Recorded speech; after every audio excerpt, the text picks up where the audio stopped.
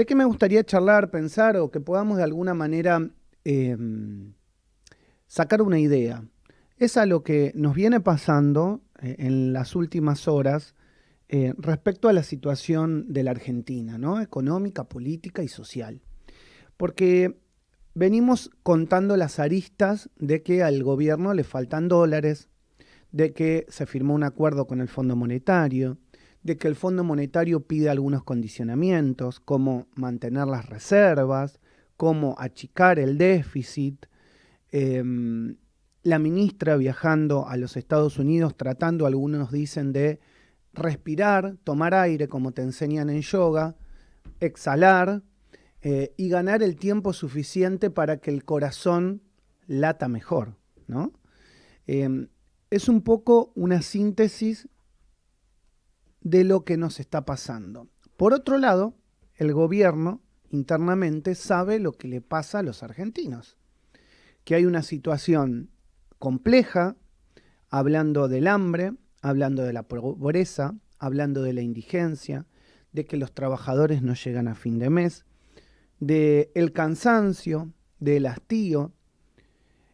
Entonces, por un lado tenemos a la ministra en los Estados Unidos prometiendo reducción del déficit fiscal casi cercano a un punto, y por el otro lado tenemos al presidente Alberto Fernández haciendo malabares con su círculo interno, anunciando que el 5 de agosto se pagará un bono de 5.000 pesos del potenciar trabajo.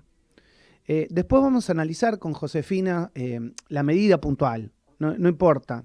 Después vamos a analizarlo. A cuánta gente llega.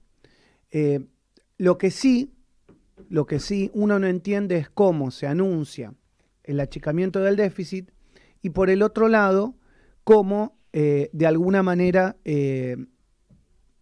más allá de achicar el déficit, se anuncian estos 11.000 pesos. Esa es la realidad.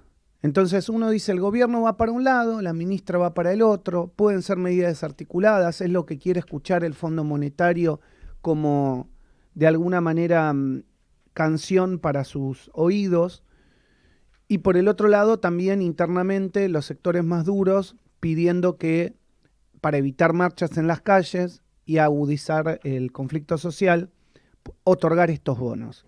Ayer la escuchaba, por ejemplo, a Felisa Micheli, una de las ex ministras de Economía del kirchnerismo, diciendo que era fácil bajar el déficit fiscal y que ese punto se podía sacar de otros lugares y se que podía financiar con otras cosas, como por ejemplo el impuesto a la renta extraordinaria, cosa que ya veníamos hablando y cosa que ya sabemos que por el Congreso no va a pasar.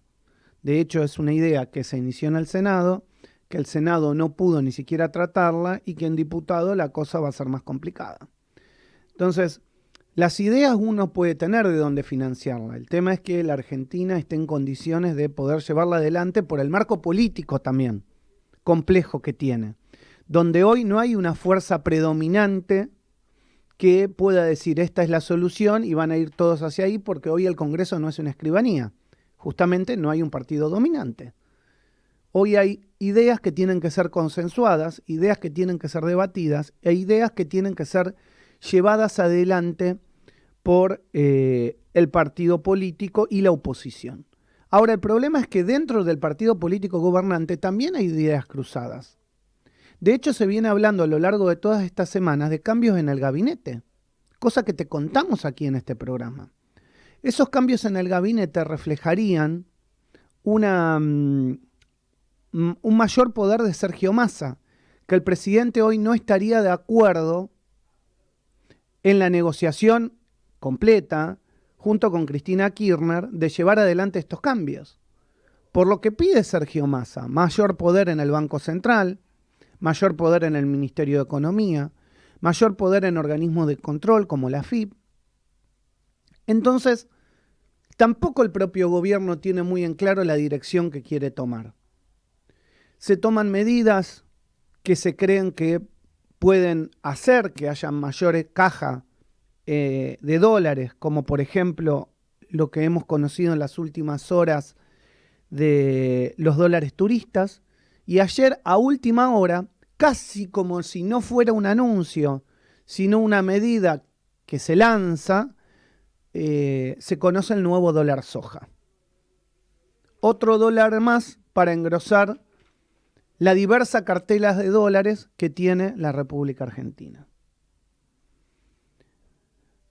¿Es la solución las que el gobierno están tomando? ¿Son las soluciones para salir de esta crisis?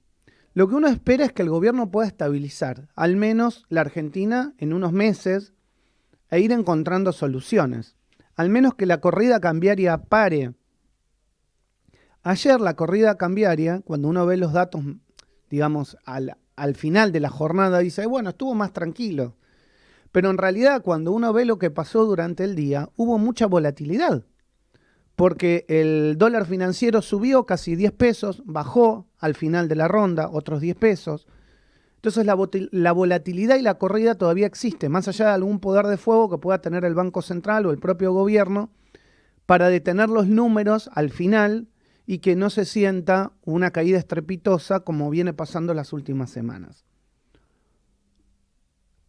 Me da la sensación que si la solución no es política, además de económica, ¿no? Pero con un acuerdo político va a ser muy difícil. Y ese acuerdo político, como digo, no solamente con la oposición, sino dentro del gobierno. Los signos lo tiene que dar la cabeza. Los signos de ese acuerdo los tiene que dar el presidente. Y de ahí deberá la vicepresidenta y, no sé, el eventual jefe de gabinete. Uno no está diciendo nada, pero es el rumor que sería Sergio Massa. No sé si Mansur estará contento de eso. Se habla de él corrido a exteriores y por el otro lado Cafiero, no sé, haciendo qué. Tal vez le den alguna embajada. Es el rumor. Digamos, datos que uno va obteniendo, que te van enviando. Uno entiende también como periodista que te pueden estar operando, generando un globo de ensayo en muchas cosas para ver, digamos, cuál es el timing de la sociedad, pero me parece que hoy la sociedad no está pensando en nombres, la sociedad está pensando en hechos concretos, que es tratar de vivir mejor, que es tratar de descender la inflación, cosa que parece muy raro en un contexto donde claramente las paritarias van hacia arriba, donde claramente los impuestos van hacia arriba, donde claramente las góndolas del supermercado van hacia arriba, y uno se pregunta si todos son especuladores, si el campo es especulador, si el supermercadista es especulador, si el comerciante es especulador, si el trabajador es especulador, si el que tiene una propiedad para alquilar es un especulador. Digamos, en este contexto todos pasan a ser especuladores y todos pasan a ser los culpables de una inflación que en realidad no encuentra soluciones por un gobierno que parece inmóvil a pesar de tener medidas que parecen ser inconexas o tal vez lentas respecto a la subida inflacionaria y el bolsillo que cada vez se vuelve más flaco.